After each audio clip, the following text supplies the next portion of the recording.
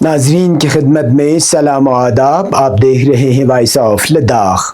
آج جمعہ ہے ستمبر کی 26 اور ربیع الثانی کے 4 تاریخ. آج کی تازہ ترین خبروں کو لے کر میں سعید ہاشم رضوی حاضر. ناظرین سے گزارش ہے کہ تازہ ترین خبروں اور حالات و واقعات سے باخبر رہنے کے لیے ہمارے چینل کو سبسکرائب کریں اور خبریں آخر تک ضرور دیکھیں.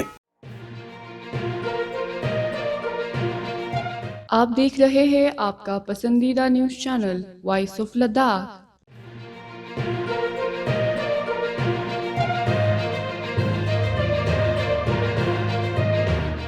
امام خمینی میموریل ٹرسٹ کرگل کے زیر اہتمام مسلح امام خمینی منجگونڈ میں آج نماز جمعہ کے موقع پر حجت الاسلام شیخ محمد حسین لطفی نے اپنے خطبے میں مقامی، ملکی اور عالمی حالات پر روشنی ڈالی. اس دوران انہوں نے لیہ میں پیش آئے حالیہ پرتشدد واقعات پر گہرے دکھ، رنج و غم کا اظہار کرتے ہوئے کہا کہ 4 بے گناہ افراد کی شہادت لداخ کے عوام کے دلوں پر گہرا صدمہ چھوڑ گئی ہے. شیخ لطفی نے جان بحق ہونے والوں کے لواحقین سے تعزیت پیش کرتے ہوئے کہا کہ ان کی قربانیاں لداخ کے بنیادی مطالبات اور عوامی حقوق کی جدوجہد میں ہمیشہ یاد رکھی جائے گی. انہوں نے کہا کہ لداخ کے عوام ان قربانیوں کو کبھی فراموش نہیں کریں گے. اس موقع پر انہوں نے زخمیوں کے ساتھ ہمدردی کا اظہار کرتے ہوئے ان کی جلد صحتیابی کے لیے دعا بھی کی. انہوں نے 24 ستمبر کو پیش آئے پرتشدد واقعے کی سخت مذمت کرتے ہوئے کہا کہ تشدد کسی مسئلے کا حل نہیں ہو سکتا. ان کا کہنا تھا کہ اس واقعے کی مکمل ذمہ داری یوٹی لداخ اور مرکزی حکومت پر عائد ہوتی ہے. انہوں نے مزید کہا کہ لداخ کے تعلیم یافتہ نوجوان گزشتہ 6 برسوں سے بھرتیوں کے انٹرویو نہ ہونے کی وجہ سے ذہنی دباؤ اور مشکلات کا شکار ہیں، جس کے سبب ایسے ناخوشگوار حالات جنم لیتے ہیں. شیخ لطفی نے نوجوانوں سے پرزور اپیل کی کہ وہ تشدد سے گریز کریں اور قانون کے دائرے میں رہ کر اپنے مطالبات کو اجاگر کریں. ساتھ ہی انہوں نے لیہ میں مظاہرین پر اندھادھند فائرنگ کی شدید مذمت کرتے ہوئے کہا کہ نہتے عوام پر گولی چلانے کی اجازت کس نے دی.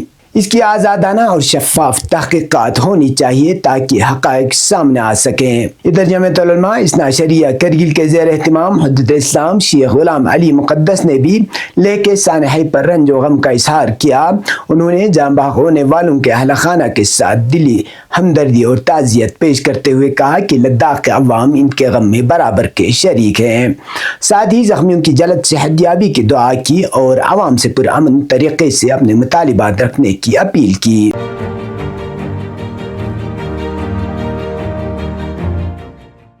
لداخ خود مختار پہاڑی ترقیاتی کونسل کرگل کی جانب سے آج کونسل سیکریٹریٹ کرگل کے کانفرنس ہال میں قائم مقام CC کاچو محمد فیروز کی صدارت میں ایک تعزیتی اجلاس منعقد کیا گیا، جس میں 24 ستمبر کو لیہ میں ریاستی درجے اور 6 شیڈول کے مطالبات کے حق میں پرامن احتجاج کے دوران پیش آئے سانحے میں جان بحق ہونے والے 4 بے گناہ نوجوانوں کو یاد کیا گیا. اجلاس کے دوران کونسلروں نے لواحقین سے دلی تعزیت اور ہمدردی کا اظہار کیا. اس موقع پر LHDC کرگل نے پرامن احتجاج کو منتشر کرنے کے لیے طاقت کے استعمال کی سخت مذمت کرتے ہوئے متعلقہ حکام سے اس افسوسناک واقعے کی غیر جانبدارانہ تحقیقات کا مطالبہ کیا. کونسل نے مزید حکومت ہند سے اپیل کی کہ وہ فوری طور پر مذاکرات کا آغاز کرے تاکہ ریاستی درجہ اور 6 شیڈول کے دیرینہ مطالبات کو حل کی راہ پر ڈالا جا سکے.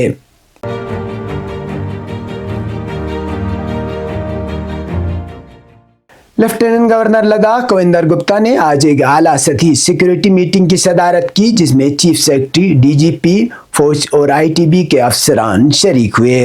اجلاس میں امن و امان قائم رکھنے کے لیے سخت چوکس رہنے، ایجنسیوں کے درمیان قریبی تعاون اور عوامی شمولیت کے ذریعے ہم آہنگی کو فروغ دینے پر زور دیا گیا.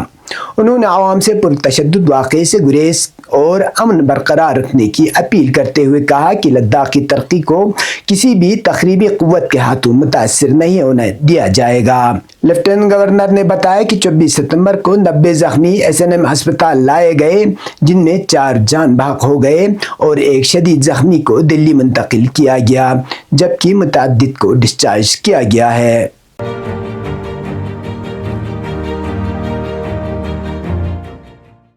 JNU کیمپس کے طلباء اور لداخ کے متعدد طلباء نے لداخ کو مکمل ریاست کا درجہ دینے کے مطالبے کے احتجاج کی حمایت میں جمعرات کی شام دیر گئے مرکزی حکومت کے خلاف احتجاج کیا۔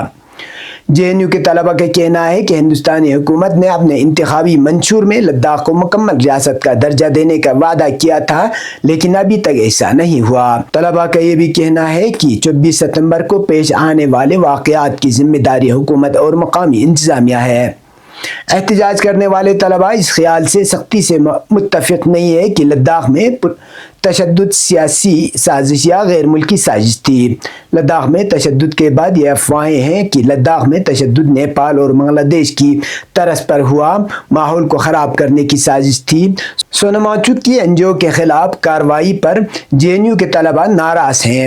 ان کا الزام ہے کہ اگر کوئی حکومت کے خلاف آواز اٹھاتا ہے تو موجودہ حکومت ان کے خلاف کارروائی کرتی ہے۔ احتجاج کرنے والے طلباء نے کہا کہ کیمپس کے طلباء لداخ میں احتجاج کرنے والے لوگوں کے مطالبات کے حوالے سے آواز اٹھاتے رہیں گے۔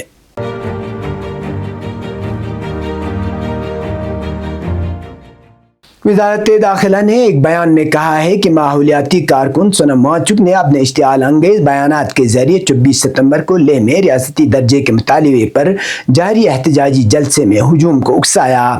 بیان میں الزام لگایا گیا کہ پرتشدد واقعے کے دوران وانگچک نے اپنا انشن ختم کیا اور حالات پر قابو پانے کی کوئی خاص کوششیں نہیں کی۔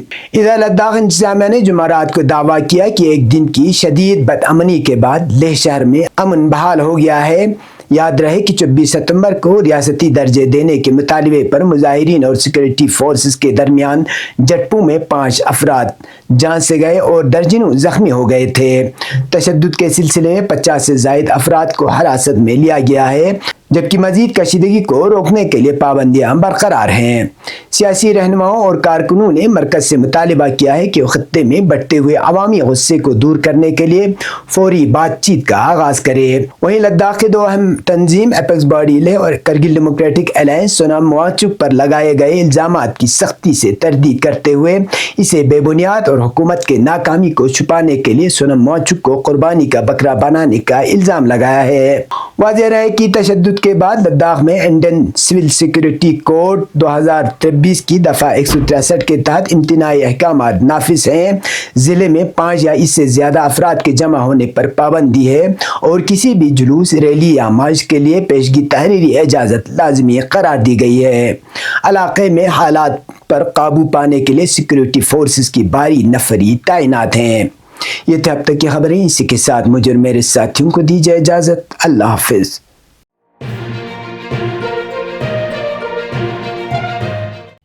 مقامی، قومی اور بین الاقوامی خبروں سے باخبر رہنے کے لیے چینل کو لائک، شیئر اور سبسکرائب کریں، ساتھ ہی بیل آئیکن دبانا نہ بھولیں۔